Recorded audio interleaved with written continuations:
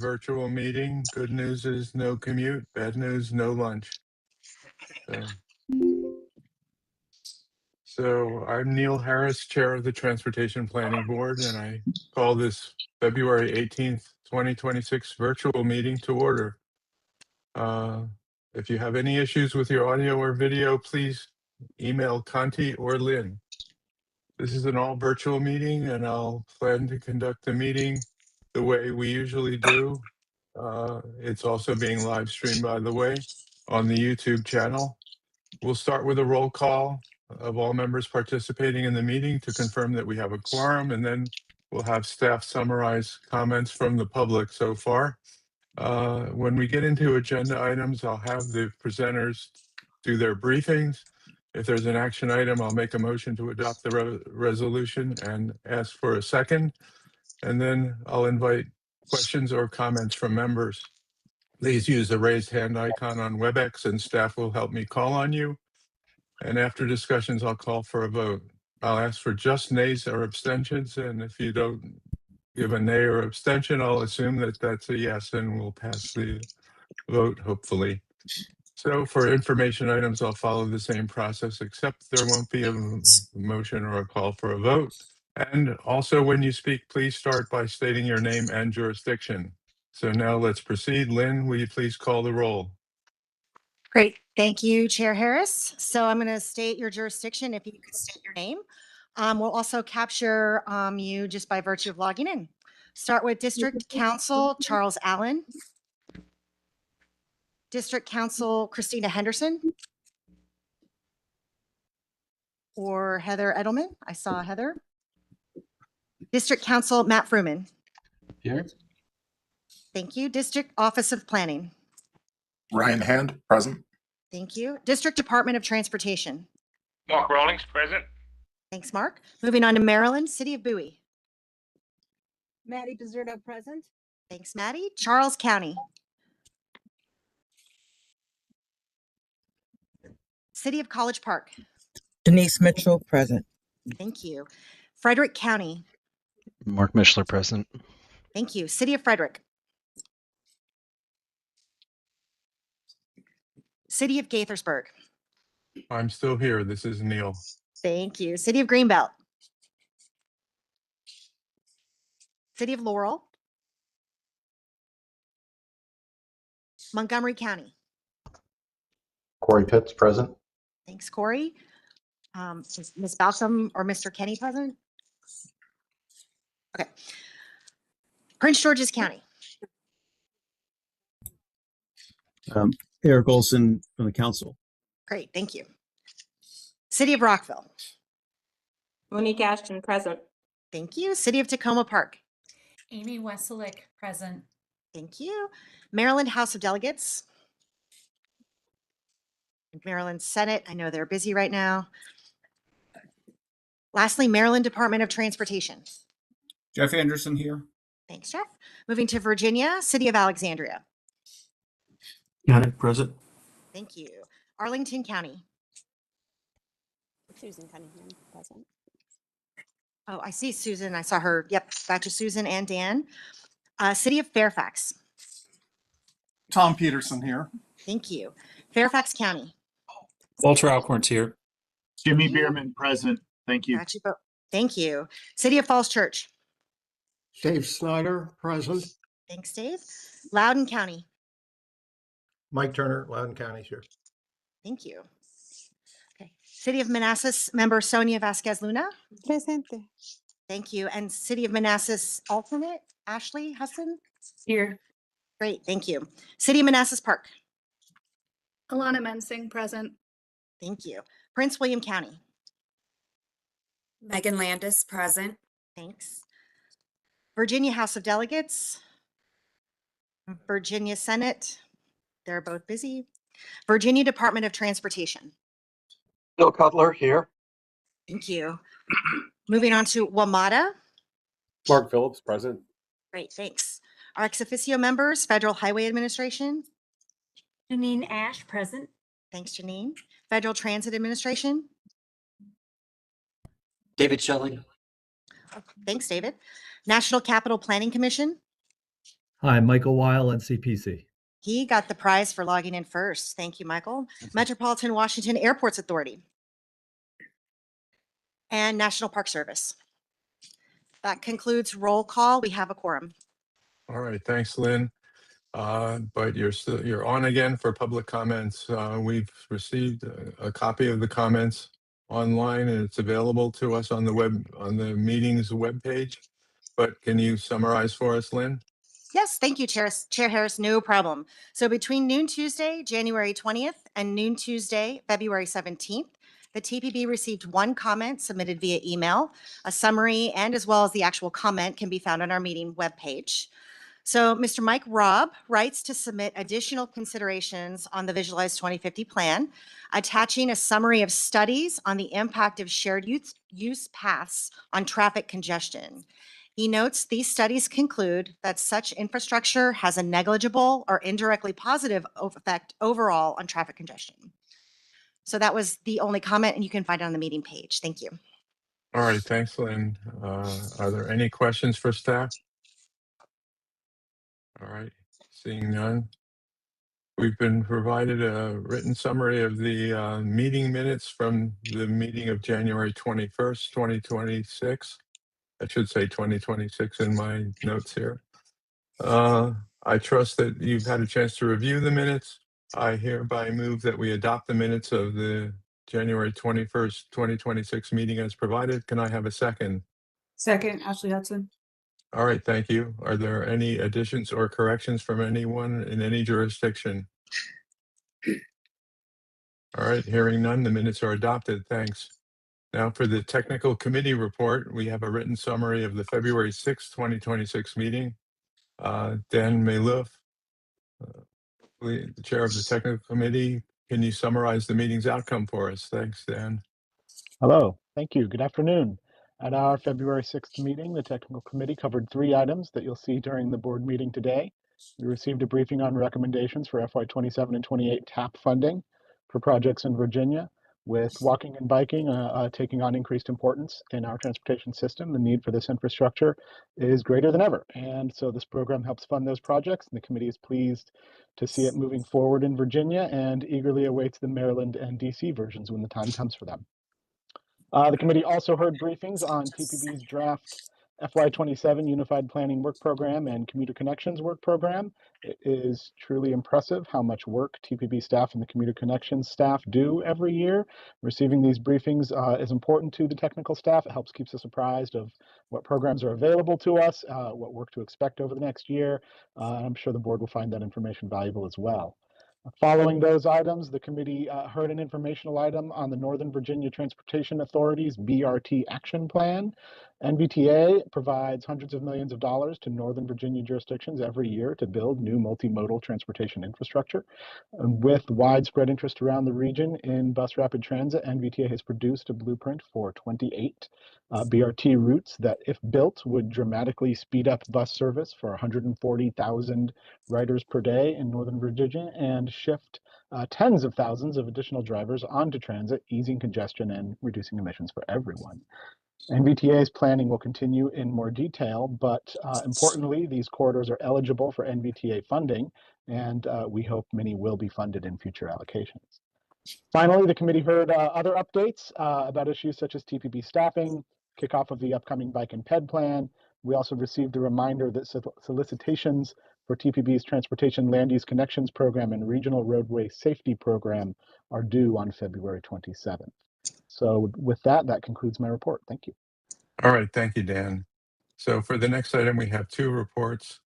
We have the Community Advisory Committee report and the Access for All Advisory Committee report.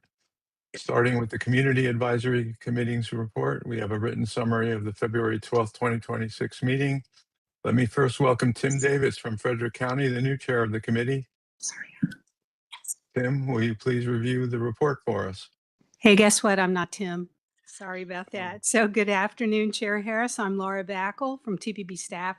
It's my pleasure to deliver CAC's monthly report on behalf of Tim Davis. The CAC met virtually on February 12th. We received an update on the status of the DMV Moves initiative. CAC members continue to be interested in providing support as this initiative is implemented. CAC members can help with scheduling meetings. For DC, outreach to ANC commissioners is important. CAC members include 2 ANC members. They are happy to assist with scheduling a briefing. The CAC continued to discuss work planning. There are several plans we're interested in tracking, such as the Bike Ped Plan and the Regional Freight Plan. We are also very interested in safety programming, TAP, TLC, and Complete Streets programming, including a peer exchange of best practices in Complete Streets. Members also noted this is the year when the CAC holds their biannual meeting with you, elected and appointed officials, to share their transportation priorities. Thanks to Dan Sheehan for the thorough presentations on the State of the Commute Report and the Commuter Connections Work Program. Members had many questions about the findings in the State of the Commute Report. We look forward to the deeper dives TPB staff will be taking into the data. I invite TPB members to read the CAC report for more details about our discussions. That concludes my report, and I'll be happy to take any questions. All right, thank you very much. Do we have any questions from any jurisdiction? All right. Thanks. Seeing, thank you. Now on to the report from the Access for All Advisory Committee. Here again, I welcome the new co-chairs of the committee, Leo Pineda from VDOT, representing the transportation agencies, and Ms. Era Pandia, I'm sorry if I mispronounced that, representing the communities being served. Welcome. We have a written summary of the February 2, 2026 meeting, and I understand that we'll hear from both chairs. Just me today. Ira wasn't able to make it, but good afternoon and thank you, Chair Harris. It's my pleasure to deliver the AFA's quarterly report. The AFA met virtually on February 2nd. As you may recall, the AFA has opted to have co-chairs, one chair from member organizations and one from ex officio members. So Ira Pandia is with the Montgomery County Public Schools, and myself with VDOT Northern Virginia District are pleased to be fulfilling that role. At the meeting, the AFA received a report from the WMATA Accessibility Advisory Committee, an update on the status of the DMV Moves initiative, and received a presentation on the Enhanced Mobility Grant Program. We were also pleased to receive a briefing from one of our newest members, Satao Wang, with the Korean Community Service Center, or KCSC. He provided us with an overview of their activities serving Asian communities throughout the DMV. In addition to numerous other activities, the KCSC is implementing a 5-year grant from the CDC called the Racial and Ethnic Approaches to Community Health, or REACH. This work includes community design to increase physical activity, which includes active transportation in our neighborhoods. We invite TPB members to read through the AFA report for more details about our discussions at the meeting, and that concludes my AFA report, and I'm happy to take any questions. All right, are there any questions? I don't see any. All right, well, thank you. Thanks. So now we have the steering committee actions and report from the director. Conti, can you please review the report for us? Yes, certainly. Thank you, Mr. Chair and members of the board. You have a copy of my memo. I will briefly review the contents of this report and be happy to respond to any questions. The TPB steering committee met on February 6th, and there were 4 amendments to the TIP that were approved. All 4 amendments are summarized on pages 2 and 3 of my memo. DDOT's amendment added about $2 million in FTA funds for 3 bus priority projects, one on the new Nanny Helen Burroughs Avenue, another one on Minnesota Avenue, and a third one on Martin Luther King Avenue. And the details are on pages 5 through 11. Maryland Department of Transportation's amendment added about $22 million in a variety of federal and state funds, including the congressional earmark community project funding for 5 projects, which includes a new public electric vehicle charging facility in Montgomery County, a 3D survey and engineering of transportation infrastructure, a new bicycle and pedestrian connectivity project along Maryland 210, and the ongoing US 1 reconstruction project. Virginia Department of Transportation also added about $39 million in federal and state funds for 3 projects. One was the Devlin Road widening, and another one, Evergreen Mill Road widening, and also lastly for a stormwater management project along I-395. Lastly, Virginia Department of Rail and Public Transportation amendment added about $40 million in FTA and state funds for 3 projects.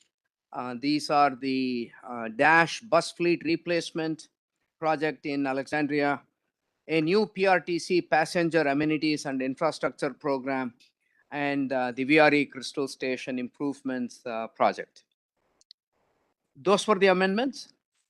Moving to the second part of my report, there were 4 letters of support issued to the TPB member agencies, all of whom are seeking federal build grant funds. 2 of these projects are in Prince William County, one in Montgomery County, and one by the Maryland Department of Transportation. A few announcements that's in the memo that I would like to highlight. Applications for the TPB's member agencies to receive technical assistance grants under the Transportation Land Use Connections Program, as well as the Regional Roadway Safety Program, are open, and they are open till, I believe, 5 p.m. End of February. Second, we are continuing to work with COG staff and taking turns visiting all of the member jurisdictions to brief them about the DMV Moves Action Plan and going over the recommendations. I am pleased to report that 12 organizations, 12 of the member organizations and 4 other regional partner organizations have all adopted resolutions endorsing the action plan. There are a few more member visits that we will be covering. The running list of all the jurisdictions that we have been briefed and that have adopted resolutions are on page 68 of my memo. Next, we will recall that at the December meeting, Mayor Ashton of the city of Rockville had asked about a request for information that was published by Federal Highway in December 11th, which was essentially soliciting ideas for making improvements along I-495 and the American Legion Bridge corridor that connects Virginia and Maryland. All the comments and inputs and suggestions were due by February 9th. Staff has looked at the comments that were submitted. About 123 comments were submitted. A summary of those are listed on page 70 of my memo. A few of the TPB members also had submitted comments, and their inputs are also included in the memo. There was a letter from Maryland Department of Transportation, a letter from Fairfax County, and another one from the Metropolitan Washington Airports Authority. Lastly, for the board members' information, some of you may already be aware in your capacity of serving either on the COG board or the COG's Climate, Energy, Environment Policy Committee. COG this year is hosting a series of informational forums. It's a series of 3 forums, actually, related to data centers. The first forum will be focused on energy, the energy usage and the energy supply and the challenges therein. That session or that forum is scheduled for February 25th, and it will be held in Reston, Virginia. The registrations were open and have now been closed. It's full, but the session will be live streamed on COG's YouTube channel. The second informational forum about data centers will focus on water, and that is scheduled for March 2nd. We will notify the members as soon as registration opens, and that will be in Washington, D.C. The third and the last forum will focus on land use. That is still being worked on. It will most likely be in April. As soon as the dates are set, we will make sure that the board is informed about that. those were the items in my memo. And if I could take just one more minute, Mr. Chair and members of the board. This item is not in my memo, but one of your staff members and a very good colleague of ours, Ms. Meseret Saifu, is retiring after 31 years of service to the TPB and to COG and to this region. Meseret is here. She's joined us now, and she joined the TPB 31 years ago as an intern, and she stayed on to become a very critical part of the TPB's travel demand modeling team. While all of us recognize her willingness and readiness to volunteer, to stay late, or to take on additional projects, work from home, work on weekends, we will remember her and certainly miss her smiling face, her friendliness, and a good friend of all of us. So, Meseret, thank you very much. And I wanted to let you know, and if you want to share any words of wisdom for us, please do so. It's on? Yeah. Okay. It has been a while since I joined COG. Thank you very much for your kind words, Kanti. And it's been a privilege and an honor to serve this region with all you professionals here. So when I retire, I'm looking for, my free time to enjoy, especially with my grandchild, and volunteer to the community, volunteer works. And I hope we'll, see each other.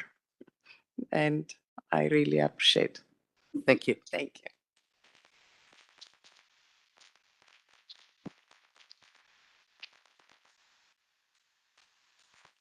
All right. Are we ready to move on, Kanti? Yes, sir. Thank you. All right. Well, first of all, congratulations on retiring. I retired from my day job a year ago, and it is awesome. So enjoy. All right. So next up on the agenda is chairman's remarks, which I'll defer this month. I said a lot last time, and I'd like to make sure we have extra time for the safety discussion later in the meeting. So next up is the approval of the FY 2027 and 2028 TAP funding for projects in Virginia. It's great that TPB provides funding and technical assistance grants to our member agencies. TPB has a responsibility to select the projects to receive a portion of the Federal Transportation Alternatives Set-Aside Program, which is what TAP stands for. This month, we will be briefed on the projects in Virginia that a selection panel is recommending to be awarded TAP funds. Jamie Nam will present us the panel's recommendations, and after that, we'll consider Resolution R10-2026. Janie? Thank you, Chair, and good afternoon. I'm Janie Nam, and I'll be presenting the project recommendations for the FY 2027 through 2028 cycle of the Virginia TAP program. This program is managed by our colleague, Vicky Cajulo, who couldn't be here for a very good reason. She has started parental leave, so she's asked me to present this item on her behalf. Just a couple of months ago, the TPB approved Visualize 2050, which, among other things, highlighted this region's commitments to pedestrian and bicycle access and safety. And I'm very pleased today to be able to present some of the projects that have been recommended for funding that will take specific steps to implement those policies. I'm going to start by describing the Federal Transportation Alternative Set-Aside Program and our role in the Virginia process before walking through the selection process and project recommendations from a selection panel for this latest cycle. The Transportation Alternative Set-Aside Program was set up in 2012 to provide funding to projects considered alternatives to traditional highway construction. The program is designed to provide funding for the implementation of small projects that enhance pedestrian and bicycle access, including trails and access to transit, all things the TPB is strongly committed to. The TPB role is defined by federal law. Large MPOs select projects in consultation with the relevant state using a portion of funds suballocated through the program for large MPOs. Locally, this provides an opportunity for us to fund regional priorities and complement regional planning activities, and we've tried to emphasize those priorities in the application process, which I'll touch on in a little bit. So we are part of a 3-state level selection process, and this is the schedule for Virginia. The Virginia process is very thorough, including a required pre-application submission. VDOT then screens all applications for eligibility and readiness and scores them before forwarding them on to the TPB selection panel for scoring. The funding that Virginia receives from the federal TAP program is divided among 3 different buckets through which projects can be funded. Large MPOs can select projects using their sub-allocated funds. However, the district members of Virginia's Commonwealth Transportation Board, or CTB, each are allocated $4 million for project selection from the statewide pot of funding. And the at-large members of the CTB can also select projects using the remainder of the statewide money. Therefore, projects that are not selected by the TPB can still be selected by the CTB district member or the broader CTB for funding.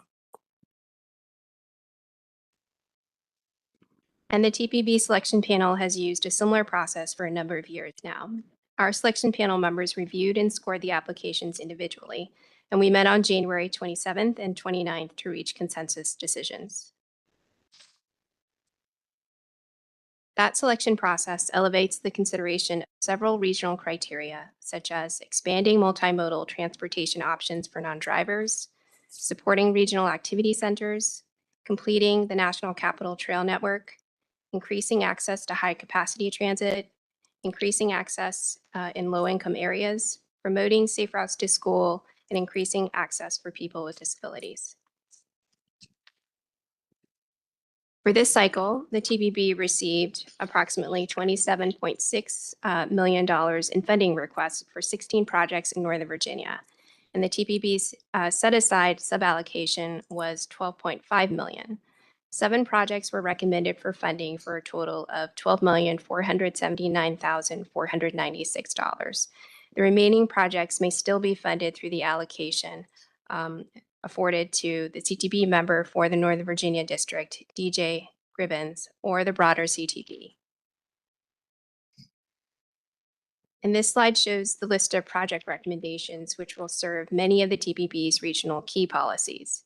5 projects are within or close to regional activity centers. 2 are in proximity to high-capacity transit, and 5 projects are near or intersect with a planned or existing segment of the National Capital Region, National Capital Trail Network. And now let's look at some example projects.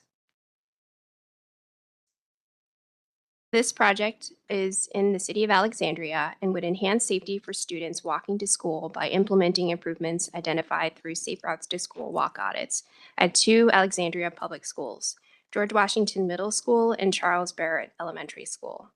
Key improvements include adding curb extensions with high visibility crosswalks, shortening crossing distances, and improving bus stops near the George Washington Middle School. A curb extension and a raised crosswalk will also be added near the elementary school, and a nearby slip lane will be removed. This next project is in the city of Manassas. Funding from this grant would be used to fill in existing sidewalk gaps and build a pedestrian crossing across Centerville Road, a busy arterial roadway. This project would design and construct 0.2 miles of sidewalk along a segment of Centerville Road, as well as 2 adjacent roads, Carriage Lane and Rebiank Drive. A key element of the project is to provide a pedestrian crossing across the arterial roadway. There is a residential community of about 300 residents just southeast of the corridor, and the proposed sidewalks and crossing would help connect that community to a nearby elementary school on the other side of Centerville Road, as well as commercial businesses along the corridor. This next project is in the city of Manassas Park. This project would enhance multimodal connectivity along Manassas Drive by constructing a continuous shared use path along a 0.21 mile stretch of the roadway. Additional enhancements include new curb ramps for greater accessibility, improvements at a rail crossing, and installation of pedestrian scale signs and signal upgrades to improve visibility and safety. These improvements will enhance multimodal access, especially to the Manassas Park VRE station and the city's downtown area. And this next project is in Prince William County. Under this project, a safe pedestrian crossing over railroad tracks would be provided in addition to completing a missing segment of sidewalk that connects Prince William County with the town of Haymarket. This project would construct a segment of sidewalk along Old Carolina Road and Jefferson Street from Somerset Crossing to Fayette Street, where none currently exists. Additional enhancements include adding a crosswalk immediately south of the railroad tracks and adding a pedestrian automatic gate at the railroad crossing. In addition to enhancing pedestrian safety, it will create a connection to extensive non-motorized trail networks. These are just a few of the projects that the selection panel recommends for funding, and you can find the full list in the memo in today's meeting packet. I'd like to take a moment now to thank David Schlee and also Alex Smith for serving on the panel, as well as the folks at VDOT for their collaboration throughout this process. And now, unless there are any questions, staff recommends approval of Resolution R10, 2026. All right. Are there any questions?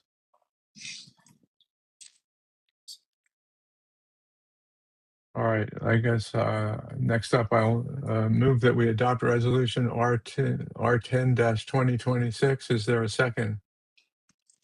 Second, VDOT. All right.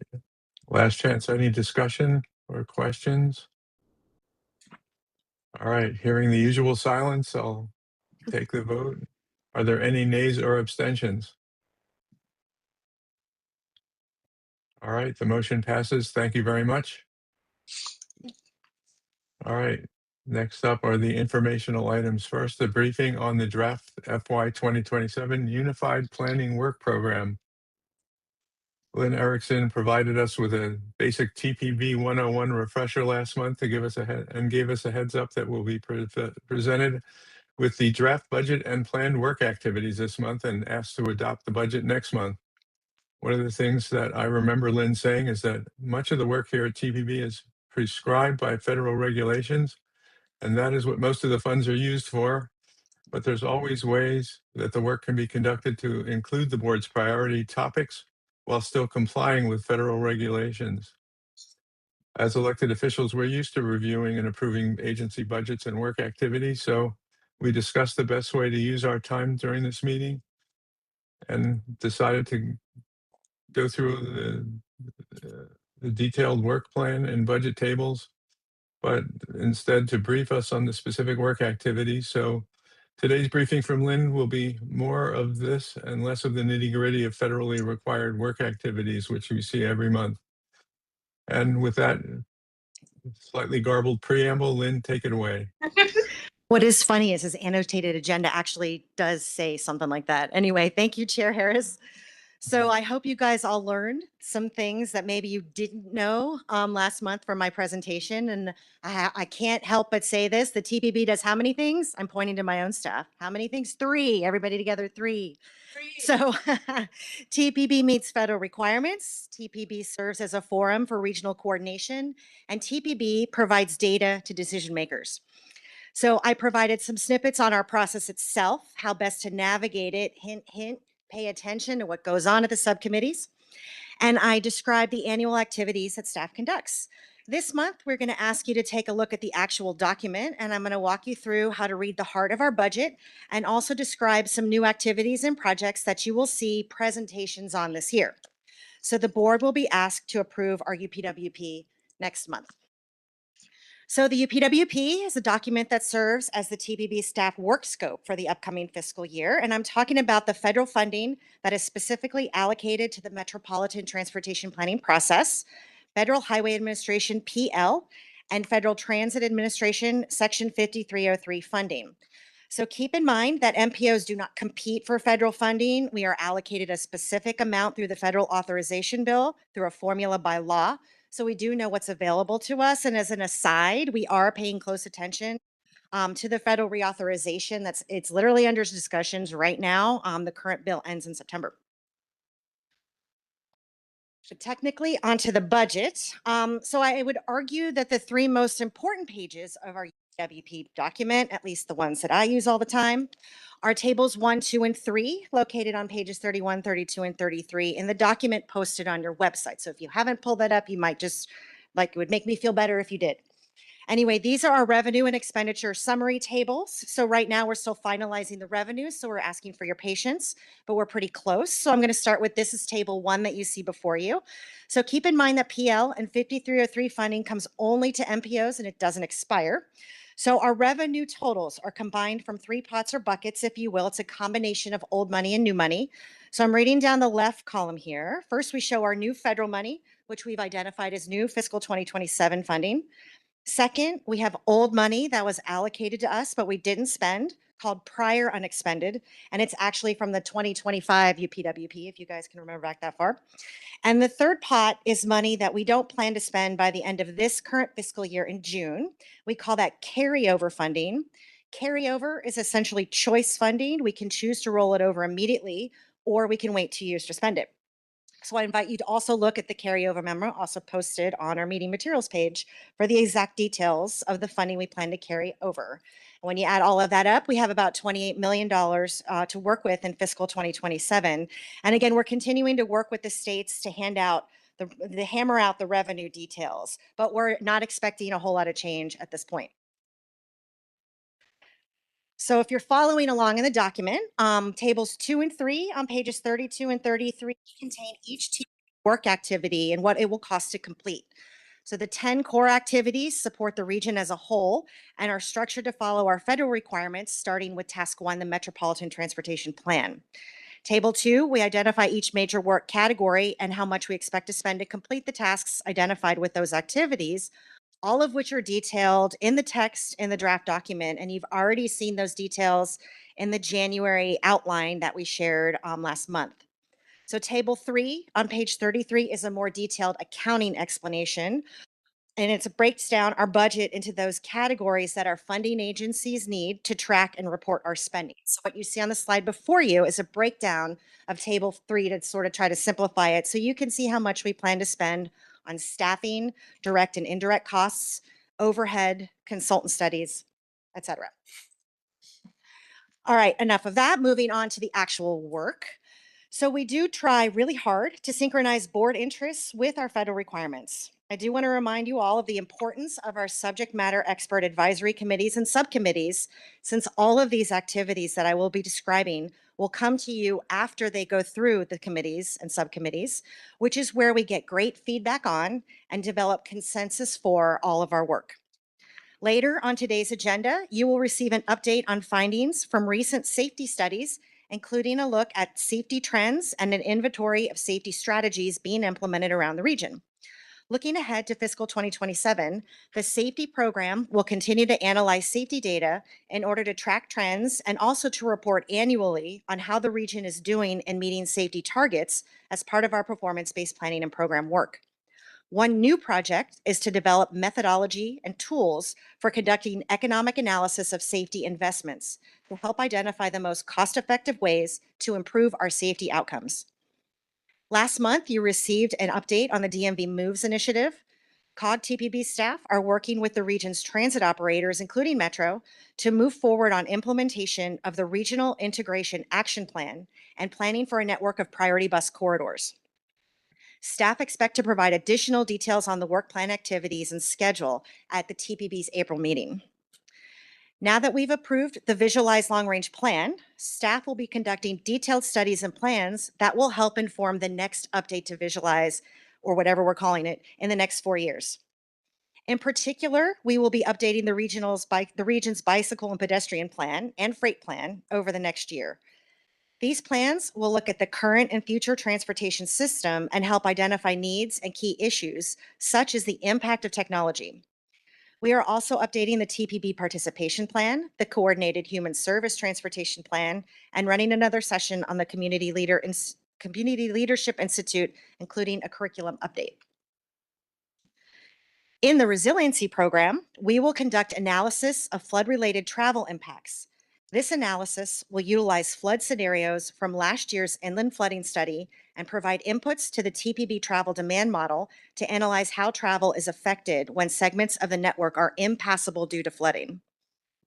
Ultimately, we hope this analysis will help identify the most vulnerable segments of the transportation network that should be prioritized for resiliency improvements.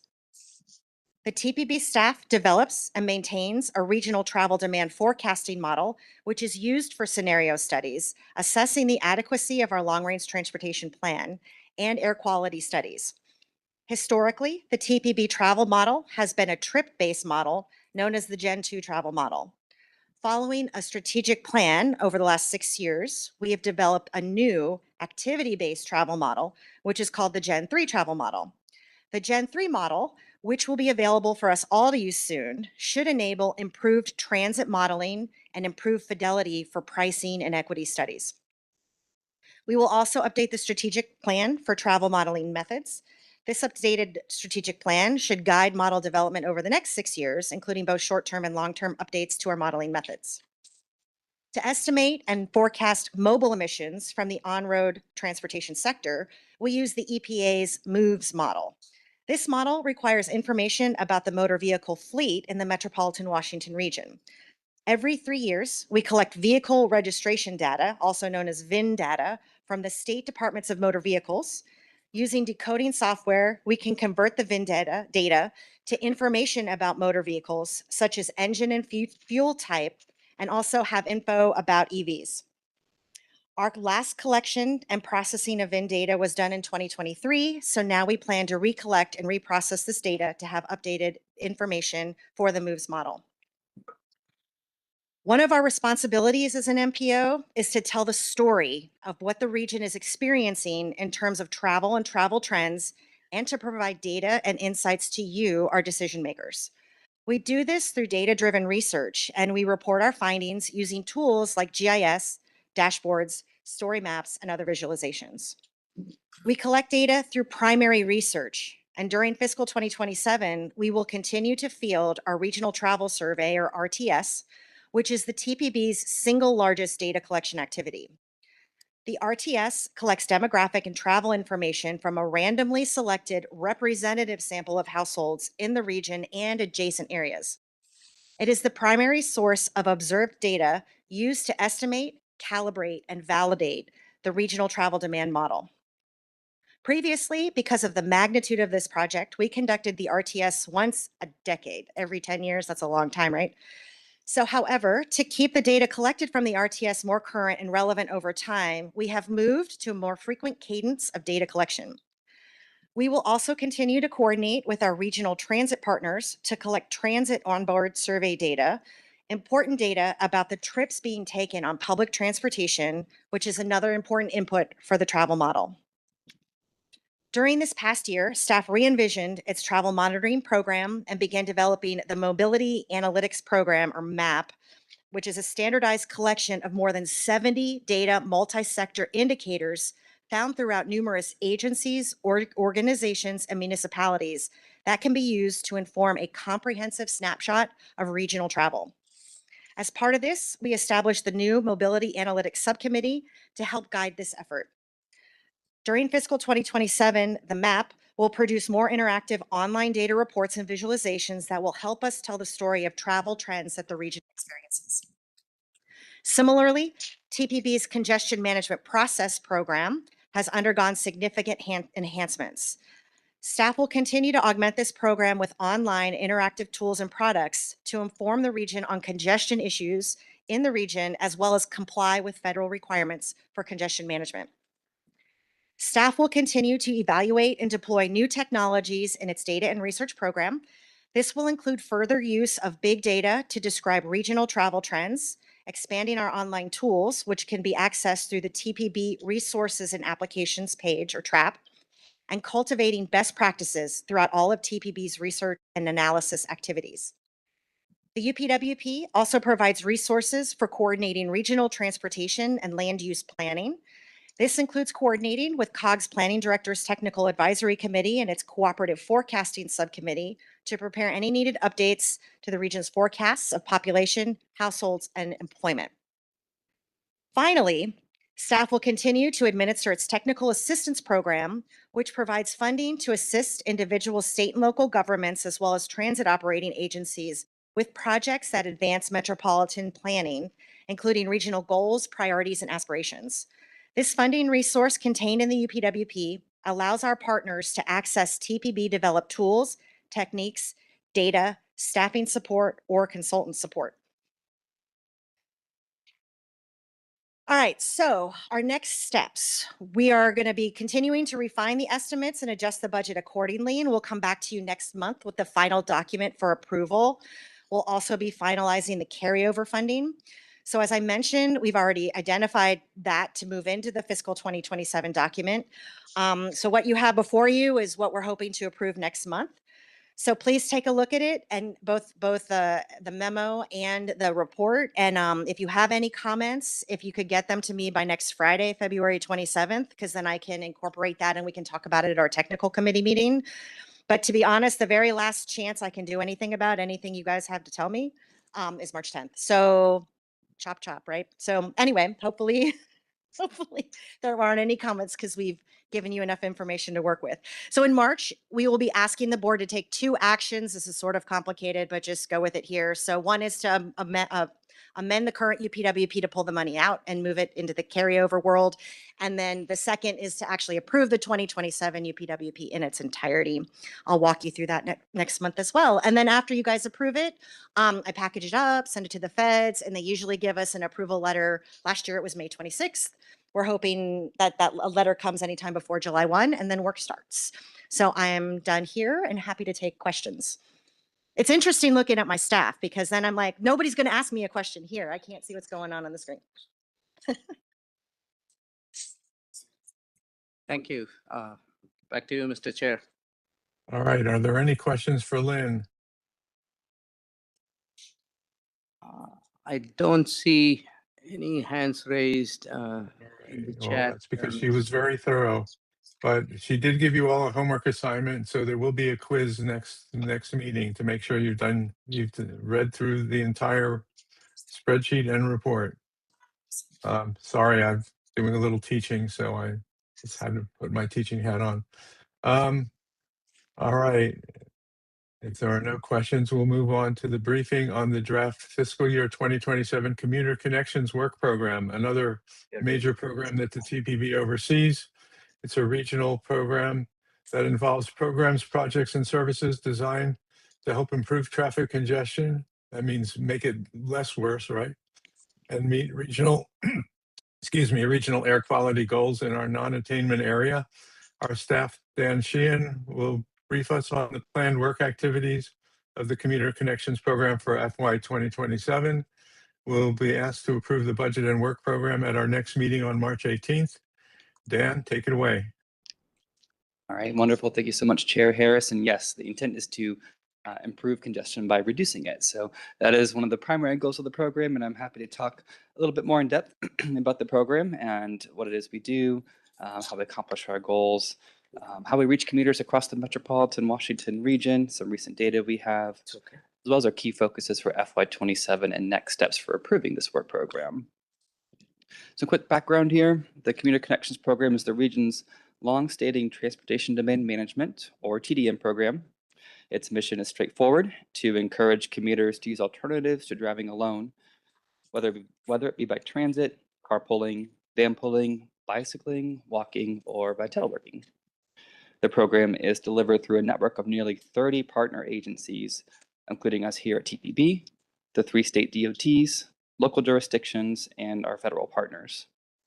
Together, these organizations provide tools and strategies that reduce roadway demand, support Visualize 2050 goals, and contribute to regional congestion and emissions reductions. Two primary ways the program implements demand reduction strategies is through our ride matching and guaranteed rate home programs. For more than 50 years, the Commuter Connections Ride Matching Program has matched commuters with their carpools and van pulls based on shared origins, destinations, and travel windows. We currently have over 16,000 active participants in the program. The Guaranteed Ride Home program provides commuters who regularly use non-drive-alone modes to commute to and from work with a free ride home in the event of an emergency, illness, or unscheduled overtime. This assurance removes a persistent barrier to choosing drive-alone alternatives, primarily for commuters who may be concerned about being stranded at their work site without a vehicle should they choose to take rideshare or transit. We also facilitate 2 regional events that help build awareness and enthusiasm for non-SOV travel. The first one listed here is the Bike to Work Day event, which I'll note is celebrating an exciting 25th anniversary this year. I'll be back in a couple of months to provide a briefing on that event.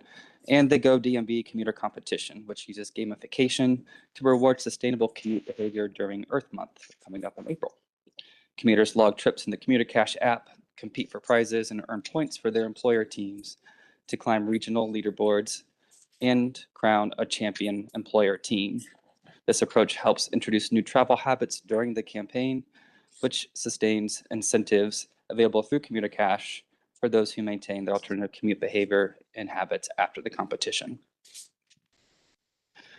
All of our commuter-oriented programs are supported by a comprehensive marketing strategy that includes web, social media, radio, outdoor ads, and a direct approach.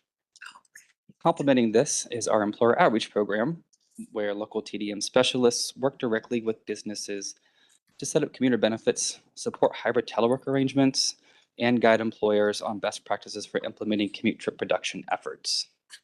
Combined, these strategies help ensure both commuters and employers have the tools they need to reduce drive-alone travel.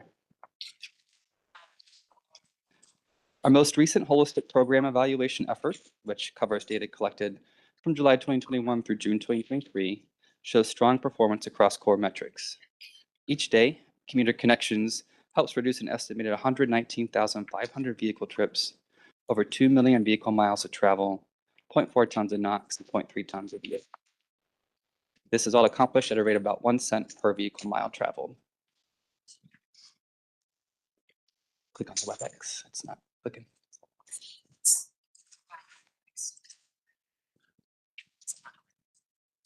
Oh, there we go. We're good. About that. Beyond direct congestion and emissions reductions, the program generates an estimated 520,000 in daily societal savings, including more than 2,800 hours of reduced travel delay and approximately 93,000 gallons of fuel saved per day, among many other benefits. The program experienced remarkable growth this past year. The number of carpool match lists generated increased more than 100% year over year, reaching 92% of the pre-pandemic levels, which is especially impactful considering our State of the Commute report found hybrid telework frequency nearly doubled from 1.2 days a week in 2019 to 2.3 days a week in 2025, meaning the increased matchless activity may actually have accounted for a higher proportion of overall commuters in 2025 than it did in 2019. Additionally, guaranteed ride home trips increased by 29% and incentive redemptions grew by 69%. Website traffic on the far right column exceeded 300,000 sessions, more than double the pandemic level that we experienced in 2019. This all-around growth reflects renewed interest in commute resources as return to office policies stabilize and hybrid work patterns become the new normal. These positive metrics reinforce the state DOT's commitment to the program during the lean pandemic years we experienced, which allowed the program to quickly absorb the drastic increase in program demand this past year. So thank you very much to our state DOT funders for helping us hit the ground running as RTO really took off in 2025. The next few slides highlight the program's focus areas in FY27, the first of which is Commuter Cash. The Commute Rewards app was launched last March, and from March through December 2025, commuters logged over 95,000 trips in the app, nearly tripling the comparable activity from the previous Incentrip app. Recent outcomes generated by the app include 863,000 vehicle mile travels reduced and 345 tons of carbon dioxide avoided, as well as more than $550,000 in commuter cost savings. In FY27, we plan to build on this momentum by expanding the Go DMV commuter competition within the Commuter Cash app, enhancing verification for carpool bonus trips, and launching smaller targeted mini competitions to sustain commuter engagement throughout the year. Marketing and outreach strategies will also evolve in FY27 to reflect new insights from the 2025 State of the Commute Survey. Commuter motivations have shifted since the pandemic. For instance, values such as avoiding stressful commutes and using travel time productively have grown while cost savings have declined in terms of commuters' interest in selecting a non-drive alone commute mode. We'll look to align our messaging approach with these shifts in FY27. We are also looking to refresh the ways we conduct our marketing campaigns by studying best practices and experimenting with new methods to evaluate our campaign's effectiveness at encouraging behavior change. Additionally, for the first time in many years, we plan to develop and implement a business-to-business marketing campaign promoting the expertise of our local TDM coordinators who help businesses solve transportation challenges at work sites.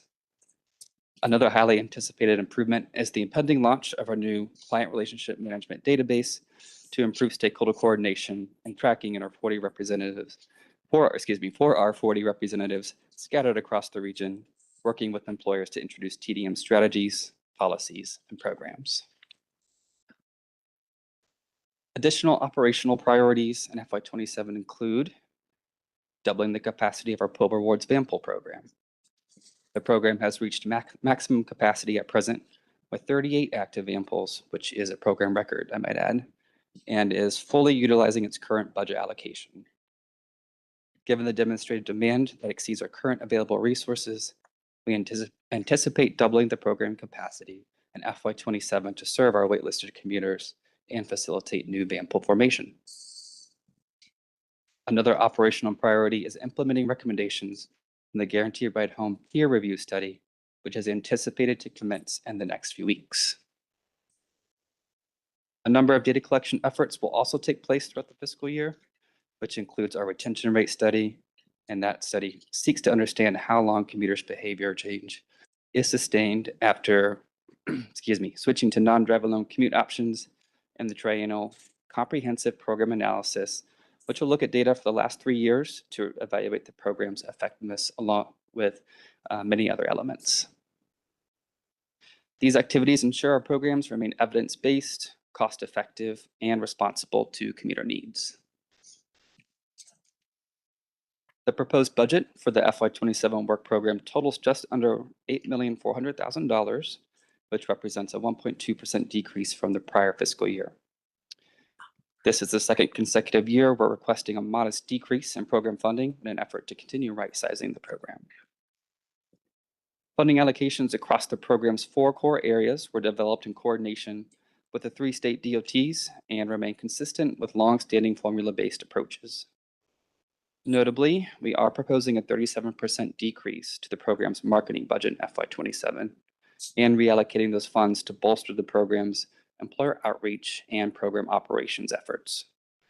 This will let us introduce new experimental marketing efforts at a smaller scale while reinforcing and improving service delivery to the program's customers and participants.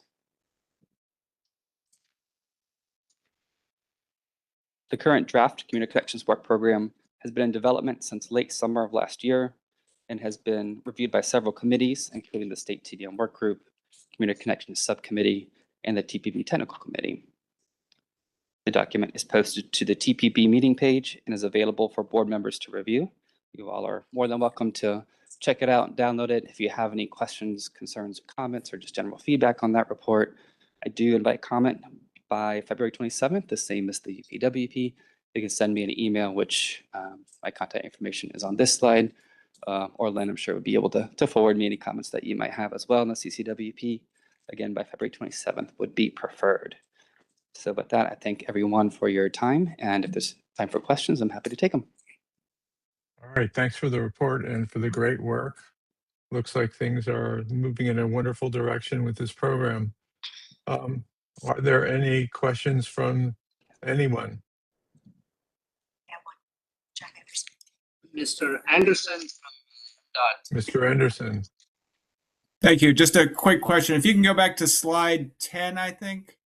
I was just had a little confusion on that slide.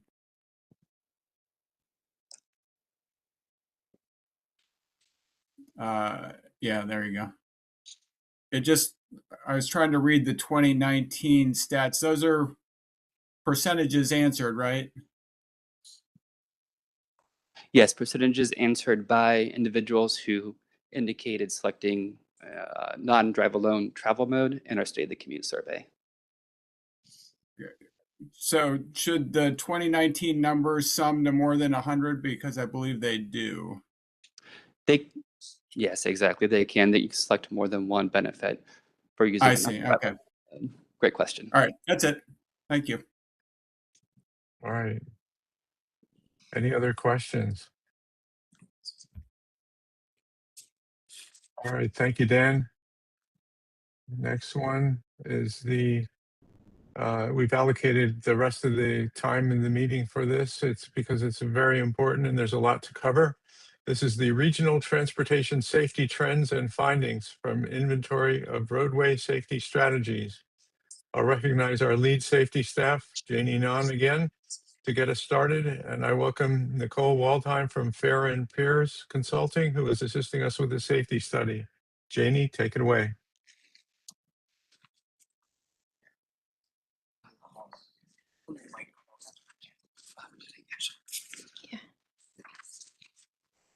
Hello, my name is Janie Nam, and I'm here to provide an update on our safety program, specifically on 3 studies that staff recently completed. They include an update of our regional roadway safety study from 2020, which discusses regional safety trends, and then 2 additional studies, a safety assessment, which looks at what the region has been doing in response to those trends, as well as a white paper on automated traffic enforcement effectiveness. Just to provide some background, the studies are a result of the TPB's focus on roadway safety. Through its safety resolution, the TPB has urged regional jurisdictions to focus local projects, programs, and policies on 4 areas: speeding, impaired driving, distracted driving, and unbelted driving. And at the recent Regional Safety Summit in 2024, the board asked about the region's progress in addressing those 4 areas and separately asked staff to analyze the best available research on the effectiveness of automated traffic enforcement. And today's briefing we'll be sharing findings from those studies. Just to provide some context for the findings, we wanted to share recent regional safety trends, which were analyzed in an update of the 2020 Regional Roadway Safety Study, which looked at regional crash data for 2013 to 2017. The update will allow us to look at a more recent 5-year period. It focuses on years 2019 to 2023. Combined with data from the previous study, we now have an 11-year span. The long-term trend has been that fatalities have generally increased while serious injuries have decreased, meaning that crashes have become more severe. But as we shared this past fall during the board setting of new safety targets, 2024 saw a reversal of those trends, with fatalities declining and serious injuries increasing slightly, suggesting a flattening or even reversal of the patterns we've seen in the past.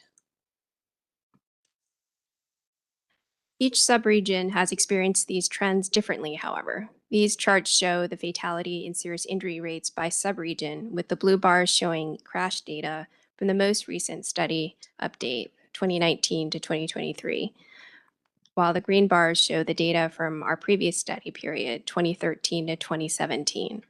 Across the region, the fatality rate increased nearly 30% across the region, while the serious injury rate was low, except for the urban core. The fatality rate is highest in the inner suburbs, while the serious injury rate is highest in the inner urban core.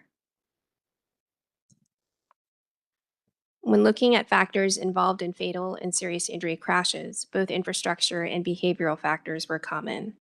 Intersections were the most common contributor, being involved in 40% of crashes, but behavioral factors such as speeding, not wearing a seatbelt, and impaired driving also contributed to a large percentage of fatalities and serious injuries.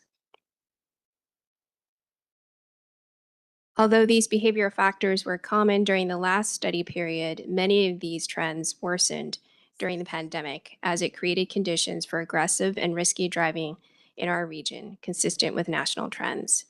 Speed-related fatalities jumped 67% in 2020, while impaired driving involved fatalities and unbelted fatalities both jumped 50% in 2020.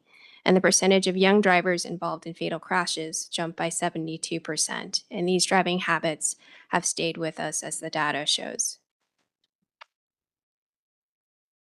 And these patterns have meant that our region continues to fall short of its roadway safety targets.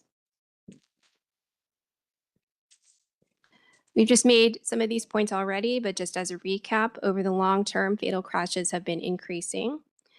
However, that increase has been uneven across subregions, and this pattern has been accelerated during the pandemic as aggressive and risky driving behaviors worsened. And many of those behaviors have been top contributing factors to fatal and serious injury crashes in our region, in addition to infrastructure factors. And now we'll look at the region's response to these safety trends by reviewing the findings from the inventory of local roadway strategies. As previously mentioned, this safety assessment, the TPB at its 2024 Safety Summit asked to understand the progress our jurisdictions have made on the TPB safety resolution adopted in 2020. That resolution urges member jurisdictions to prioritize safety efforts around 4 focus areas: speeding, distracted driving, impaired driving, and seatbelt use. To understand whether jurisdictions are in alignment with that safety resolution, the project team collected information by reviewing local safety plans, issuing a questionnaire to jurisdictional staff, and conducting interviews. And each task, the consultant team sought to answer 3 questions. Does each jurisdiction focus on the 4 key areas highlighted in the resolution? What strategies does each jurisdiction use to address those topics? And how effective have those strategies been? And now I'll turn things over to a member of our consultant team, Nicole Waldheim, to review the study findings.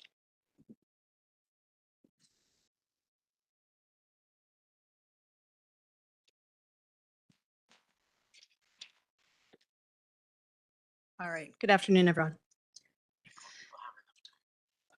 Great. Thank you.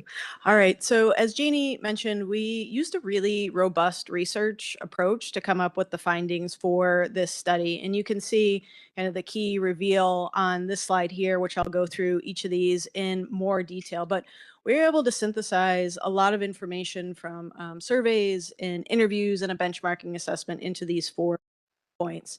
So the first is good news. Most jurisdictions are thinking about safety in some way, shape, or form, period, in the region. So that's excellent to hear. Second is, as Jeannie showed, the resolution provides a lot of different solutions. It's got things related to speed, distraction, impairment, and unbelted. But what we found is that of those, the speed solutions are really the ones that are being cited and used most by the local governments in the region. The third piece is that impaired and unbelted solutions are being implemented. There is a lot of focus on these, but more so by enforcement and highway safety offices, less so by local planners and engineers at the local governments. And then lastly, which makes sense, I was thinking about this morning, is where we did see quite a bit of overlap between planners and engineers and non-planners and engineers was in addressing distracted driving. And I think distracted is so hard to enforce alone that we're seeing more partnerships in this area. So those are the 4 key points that emerge, and then I'll go into details on what each of these mean. So let's transition into the theme 1. As I mentioned, key findings, here it is again. So again, as I mentioned, most jurisdictions are thinking about or addressing safety in this region.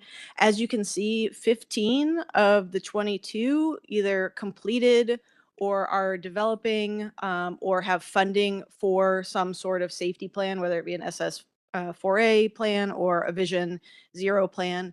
You can also see that second bullet point there, that there's a lot of local governments in the region that have very institutional programs. These have been around for several years and are more robust. The next piece of this is that local jurisdictions typically have limited staff who are focused on safety. It could be anywhere from 1 to maybe 3 folks if you're at one of the bigger jurisdictions, which does make it challenging to actually implement a comprehensive safety program. It's a little bit easy to plan, but then it's really hard to implement when you have limited staff. However, I think silver lining here is that a lot of the people that we talked to cited the TPB Regional Roadway Safety Program as a really good way to help the smaller local governments really lead safety projects, which would be on their typical capacity. So one of the most critical ways to advance safety, it's not as exciting, but it's coordination. No, I think we all understand that no one person, agency, or plan can really do it all alone if you really want to get at reductions in severe crashes. So the local governments do realize that coordination with external partners as well as internally is really critical to advancing safety. However, on the flip side, a lot of them lack the time capacity to sustain this collaboration. It takes a lot to pull a meeting together, especially a meeting that's monthly, and especially keeping people engaged and exciting. So a challenge there. One notable exception, there's a couple, but Arlington County has a standing internal committee meeting and an external stakeholder meeting, and they are meeting regularly. So a good example for us all to pull from. So on to the next theme, which is the theme 2 about speed. So local jurisdictions are utilizing a lot of different speed reduction strategies. There isn't just one. However, traffic calming is the one, and implementing traffic calming treatments that really stands out as one of the most common things that local governments are doing to address speed in the region. As you can see, 20 jurisdictions cite them in their documents and list them as effective, with that second bullet down being the things that they're actually implementing as part of their traffic calming programs. The next is road diets, and I know there's been a bit in the most recent round of SS4A awards about being able to fund road diets. However, road diets and lane narrowing are still a federal highway proven safety countermeasure. I actually double checked this morning. They are still on the website. They have been cited by the local governments in this region as effective and are being implemented where possible.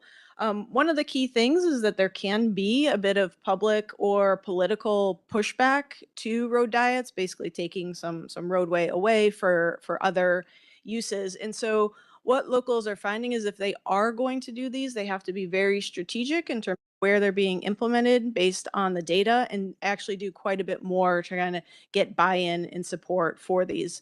A spot that's been really successful in doing that has been the city of Rockville, and they've been really great about showing the results after of these to be able to continue to do more. Next is the police department collaboration on speed. We are seeing that planners and engineers are collaborating quite a bit with enforcement when it comes to addressing speed. Maybe not as much in other areas, but this is one area where there's a lot of discussions and conversations. Things that are commonly being shared by enforcement and planners and engineers is crash data fairly regularly. They're also talking quite a bit about the placement of automated enforcement cameras. And then one other thing that we saw quite a bit is a lot of local governments are doing fatal crash reviews. So when a fatality occurs, getting together to discuss what happened and what the solutions are. So that's a pretty common practice. Notable, the city of Alexandria has a really good collaboration and success with their local law enforcement that has really led to a lot of fruitful work there.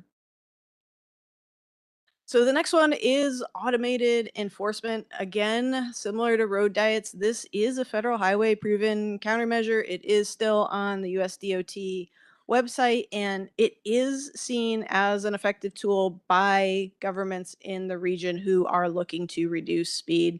As you can see from the numbers on here, many jurisdictions are using it to the extent to which the legislation in their state will allow for. So this is something that was very much supported in the surveys and the interviews. And I'll talk a little bit more about this in a couple slides. And then lastly, in the speed category, there's a lot of different speed reduction strategies that can be utilized. This is one of them that happens to be in the resolution. And basically, what local governments are saying is that lowering posted speed limits is occurring. So it is happening, but most agreed that just as an individual treatment, it's not super effective. The point is to really rethink about the design of the roadway, potentially automated enforcement on the roadway, and then that package is the thing that's really effective in terms of reducing speed. So again, this is something that is occurring, but not so much in its own silo. So the third theme is about impairment and unbelted driving. So let me talk about the key findings here. So as I mentioned in kind of my opening statement, there is a lot happening in this region to impairment and unbelted. But again, this is typically being led by local law enforcement as well as highway safety offices. You can see on the slide some of the interesting ways that they're doing this through midnight patrols, strategic targeted enforcement, and then engaging with bars and vendors to prevent drunk driving. So again, local planners and engineers engage less in these topics as their safety priorities, but it still is happening in this region quite consistently.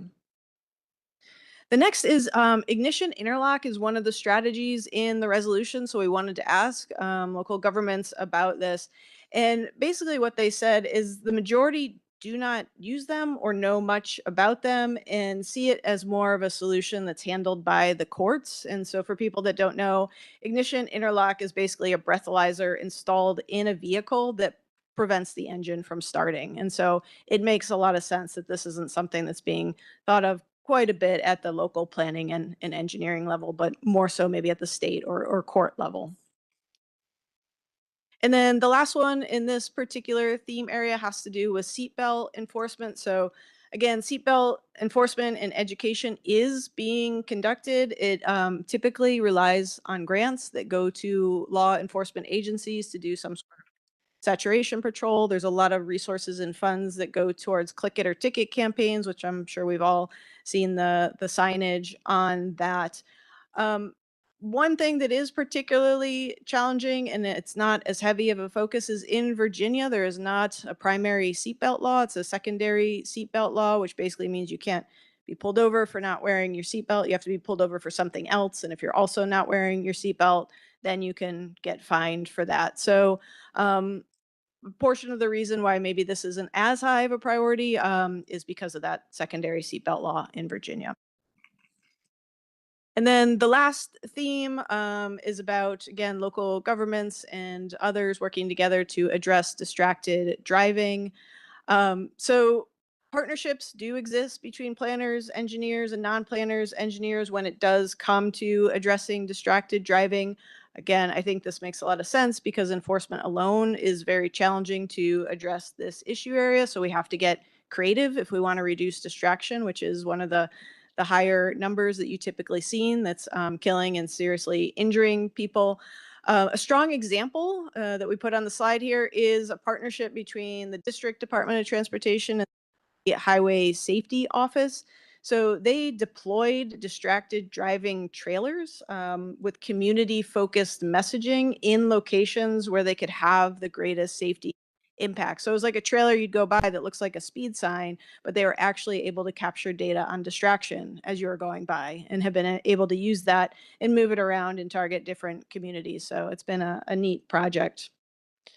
And then lastly, I think planners and engineers maybe say, hey, we don't deal with distracted driving head on, but I think they would also agree that a lot of the engineering solutions that are going into the ground, so things like speed humps, road diets, bike lanes, are also effective at reducing distraction. It's forcing us to look at things, it's forcing us to drive slower and not speed, and then inherently we are less distracted as we're paying more attention. So again, a lot of co-benefits to implementing engineering solutions that also have a positive impact on distraction.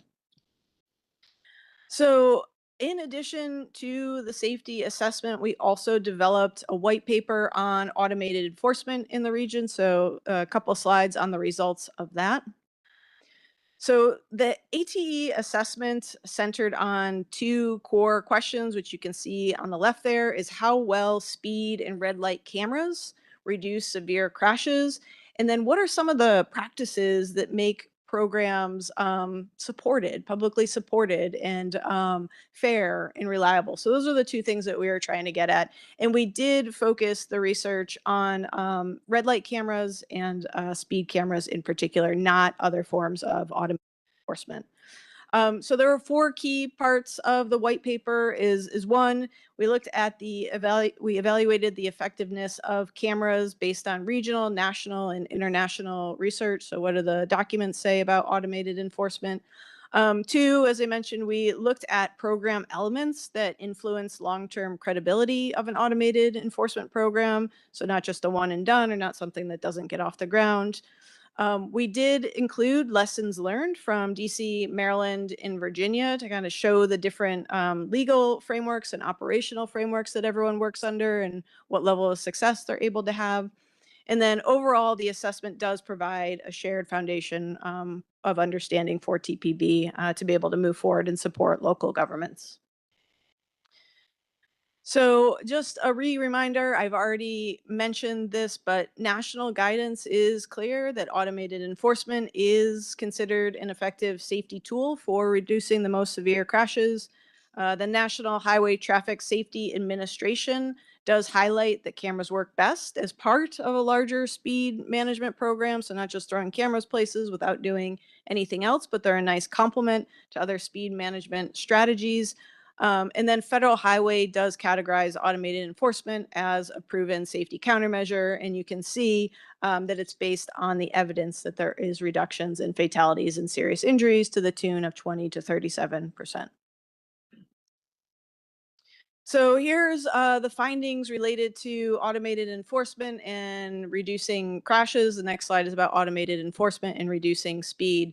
So when we looked at the case studies, the evidence did show a consistent pattern that automated enforcement can and does reduce severe crashes. In the Washington region, Montgomery County reported a nearly 40% reduction in KSI crashes on enforced corridors, and then both Alexandria and Fairfax have seen early improvements in their localized crash risk. DC's early camera deployment, so they're doing a lot of work right now on studying where to put cameras and the effectiveness of their program. So this is based on their initial original program in DC. I just want to make that caveat. But the early camera deployments did produce about a 30% reduction in injury crashes. And then you can see consistent across national and international programs, you're seeing similar types of numbers there where there have been reductions, significant reductions in severe crashes as a result of automated enforcement. And then last slide for me is talking about, again, automated traffic enforcement is also effective at reducing excessive speeds. So when you speed, the chances of getting in a severe crash and dying and being seriously injured are higher. So we wanted to look at that as well. Again, in the Washington region, programs in Montgomery County, Alexandria, and Fairfax all show clear reductions in average speeds or violations soon after the cameras were installed. Again, similar trends in other U.S. cities. New York City saw a major drop in violations after shifting to 24/7 operations. Philadelphia and Bellevue, similar story there. And then international programs also are showing similar results with their speeding reductions of around 50 to 70%. So that's a little bit about the assessment findings in the white paper. And I'm going to turn it back over to Janie to talk about what some of the recommendations are from this.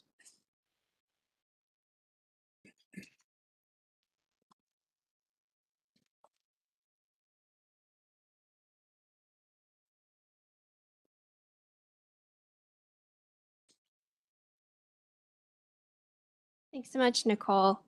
The full report is posted online, and the consultant team has identified a range of recommendations that use different approaches, such as sharing best practices, developing new resources, or expanding programs. And we've had some coordination with the safety subcommittee and the technical committees already, and I've pulled out a few of the most promising recommendations. For the TPB, one recommendation has been to encourage greater collaboration between planners and engineers and law enforcement, using the safety subcommittee as a means to do so, just to bring better safety outcomes. And another is to compile local before and after studies as a resource to help jurisdictions identify the most effective strategies for their locality.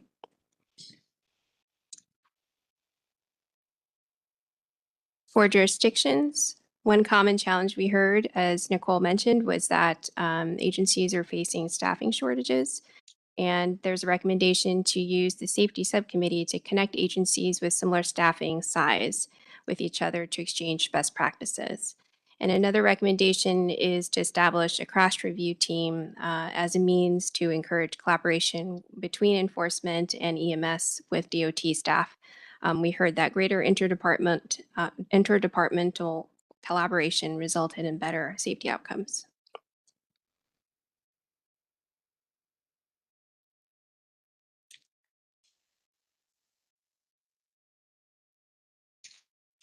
So just to wrap up this presentation, sort of the key takeaways have been that speeding, impaired driving, and unbelted driving remain top contributing factors to fatal and serious injury crashes in the region. Factors were highlighted in the last roadway safety study and also in the TPB safety resolution. And the latest data shows that they remain common contributing factors to crashes.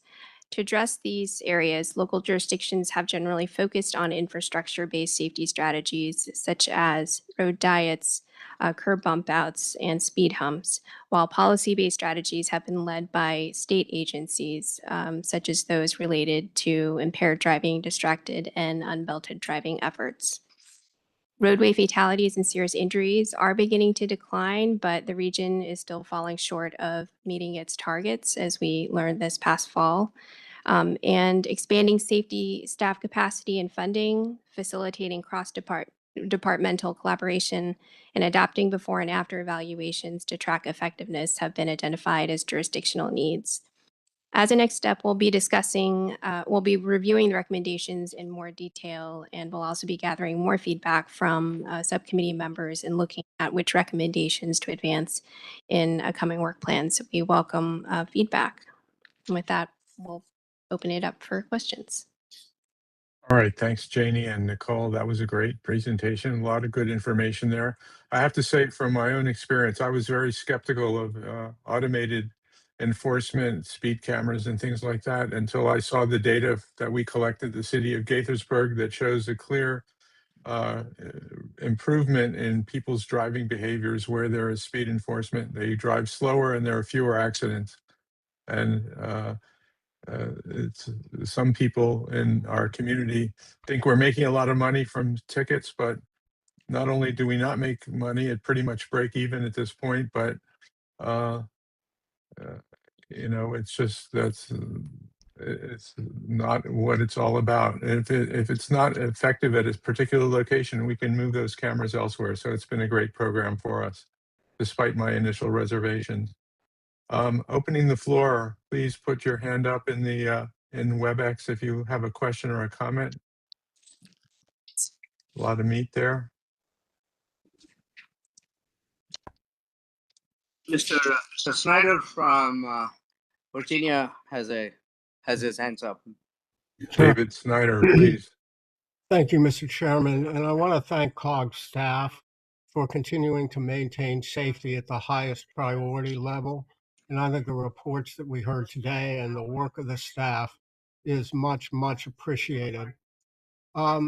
There are several other elements of electronic enforcement that ought to be included in the mix, in addition to speed enforcement, red light running enforcement, and stop sign enforcement, both by school vehicles, but also any emerging technology. We hear from our citizens the number one public safety issue in our jurisdiction is highway safety, and the extent to which our speed limits, our stop signs, our red lights are being routinely ignored. Virginia has been very, very, very reluctant on electronic enforcement. And so the more data we can collect, we hope will be successful at the Virginia state level. So those are a couple of the comments that I wanted to make, that I'm glad that this issue isn't going away. I wish it were going away, as a matter of fact, in terms of fatalities and serious injuries, but it's not. And I appreciate the Transportation Planning Board continuing to focus on it. And today's presentations have been a great example of that. One other point, the guardrails that other jurisdictions have put on the data collected with automatic traffic enforcement, what guardrails to prevent the information, say, from being used for discriminatory purposes or being used to provide information to um, to outside entities for which there may be political objections. So I want to clear away those objections and learn from the best um, practices so that we can get on with more electronic enforcement. Our citizens want it, and certainly at the local level, but we keep running into these objections at the state level, at least in the case of Virginia. So best practices would be very helpful. And thanks again for making this a priority. Yeah. Thank you. Thank you, Mr. Snyder. We've made a note on additional kinds of data information that would be useful to help make some progress on the legislative side in Virginia. Members will recall that we are working closely with the COG side on legislative push on automated traffic enforcement, particularly in the form of reciprocity. And there's been some movement. Jenny, if you want to quickly recap where we are. I know the 2 General Assembly sessions are still underway. We still have a little bit ways to go, but we can give you a quick report on where we are. Yes, there was a bill in Maryland General Assembly that had a hearing last week, and it was introduced by MDOT. And it would enable the Motor Vehicle Administration in Maryland to enter into agreements with other states for ticket reciprocity. So that bill is still making its way through the committees, but the COG was there to provide testimony in support of that. And then there is another bill currently being heard in the Virginia General Assembly, which is a study bill that would allow for funding to be put towards studying the citation data that's been gathered so far. So, Mr. Snyder, we will take a look at what information we can gather in terms of protecting the data that is collected with any automated traffic enforcement plan or strategy that the jurisdiction might choose to implement. Thanks. All right, I'd like to point out another issue we're having with increasing the amount of automated enforcement that we do, which is the requirement, at least here in Maryland, that we have any citations have to be reviewed by a uniformed police officer before we can actually issue a citation. There's a severe shortage of uniformed police officers at the moment, and it's hard enough to get them out on the street doing patrols and things, let alone sitting in a room and reviewing video. So we're not convinced that it's reasonable that it requires a uniformed officer for that, but we haven't been able to get that through the state legislature. So I don't know if other jurisdictions are facing that issue either, but it's a roadblock in our ability to increase the level of automated enforcement beyond what it is today, let alone put in stop sign cameras and other more recent developments. All right, any other questions or comments? Mr. Harris, consultant Nicole Waldheim has a thought on the requirement for police officers to validate the citations. No, I was just going to add in, Mr. Harris, is that we're doing work in Montgomery County as well. And this was identified as one of their biggest barriers to the effectiveness of their automated enforcement program, is not being able to get the citations out the door. And so it's one of the key pieces of their action plan update is to try to figure out legislation to address that. So you asked for a peer, and that's one that I could think of as I was sitting here. All right, that's perfect. I know they have a bigger issue with the shortage of uniformed officers than we do at this point. So anything that we can get through the legislature would be helpful. Thank you. All right. Any other hands? I don't see anybody. I think Mr. Snyder's hand is up, but I think he's had his chance to. All right. Well, I thought this conversation would go on longer, but that's fine. We can, it's 25 minutes before the end of the meeting, and I think we're going to give everybody their time back. That was a great presentation and a lot of great work. Thank you very much. Okay, thanks everyone for your participation in today's meeting. We'll adjourn the meeting now with a reminder that the next meeting is scheduled for Wednesday, March 18th, 2026. You have your homework. Enjoy the rest of your day. Thanks a lot. Thank you. Thank you, Neil. Bye-bye. Thank you. Bye. Bye, everyone. Thanks, Neil. I think for